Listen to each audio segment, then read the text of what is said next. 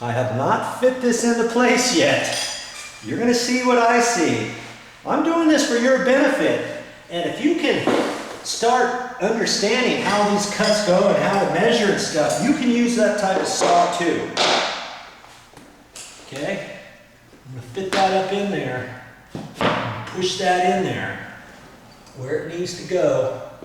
It looks like that wall is slightly off, doesn't it? Hold this where it goes here.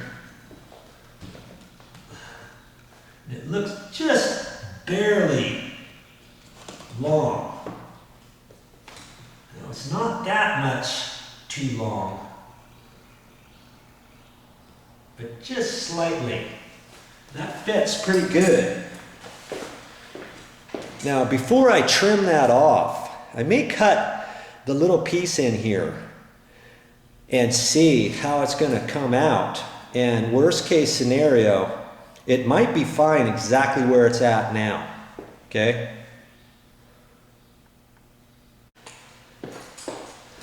Before I check it out any further, I want to make sure I'm tight in there.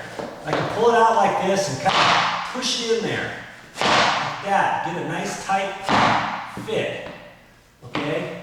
And with the taller base, you're not going to get things 100% perfect because that block wall is not perfectly plumb straight up and down. This wall here might have a bulge in it. In fact, that wall over here in the corner where this bullnose trim is, it's got a little bit of a bulge at the bottom. And so the top is not up nice and tight. I'm going to have to push it over when I nail it. This is a wood wall, with a sheetrock wall with wood studs in there, so I'll have to find the studs. And on this wall, I should be able to connect that and secure it so it's tighter to the wall, okay? Because I pushed it over there nice and tight like that, I'm right on the pencil mark that I have on the wall there. And that looks really nice. So I'm going to leave that, and then now I'm going to do some more measuring. You know, I have to hold that up there and do a measurement here and see where I'm going to come out.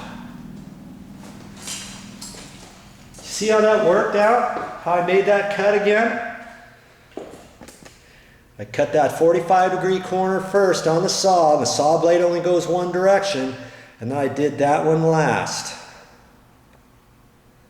Okay, how are we going to cut this next piece? This is going to be a little small piece. This might be a little tricky here. Now I'm trying to match up to another sliding glass door that I have on the other side. I've already done the trim over there. I want to try to match it up so it looks right here, okay? And I'm about 5/16 away from this edge. The first thing I'm going to do is measure over 5/16, about there. It was no more than 5/16. It was no less than 1/4 inch of a reveal. When I put that little piece in there, that's the outside edge of the 45-degree piece at that point, okay? I'm just going to have to cut a little piece and try it out. So what I want, I can't measure from the top of that because that's not pushed in. So I'm gonna measure at the bottom where I'm hitting that bulge, okay? And then I'm gonna measure over. So I'm gonna have to kind of look at that and line that up down at the bottom too. Or I can push in the middle and measure. Let's try to push in the middle and see what happens here. Okay, so at my mark there, on over, from outside to outside, looks like 2 inches. Okay? 2 inches it looks like, from point to point. The outside of the 45 to the outside of the 22.5-degree cut. 2 inches, maybe just a hair less than 2 inches. Okay? You think we can do that? Well, let's go on back out to the saw, see what we can come up with.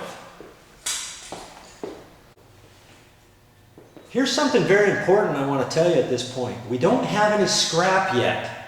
Okay, so I'm going to show you how to cut this in a little while. I want to get all my major cuts out of the way first. Then I got some little pieces left.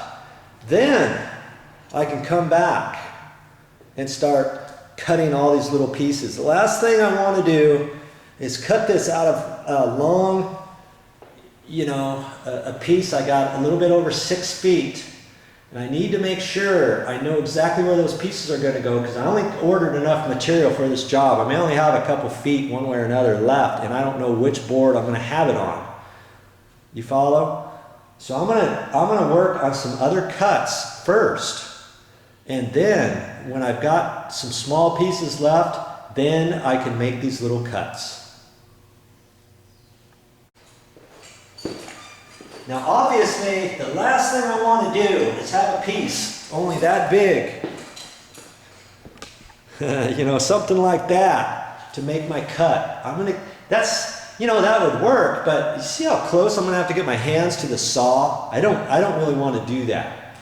So I've got to work strategically and see where my other cuts are gonna go. That way I can make the determination, because when I cut a small little piece up against the wall like that, I want the piece a little bit longer than some sort of small piece like that one there, because I don't want to cut my little fingies off.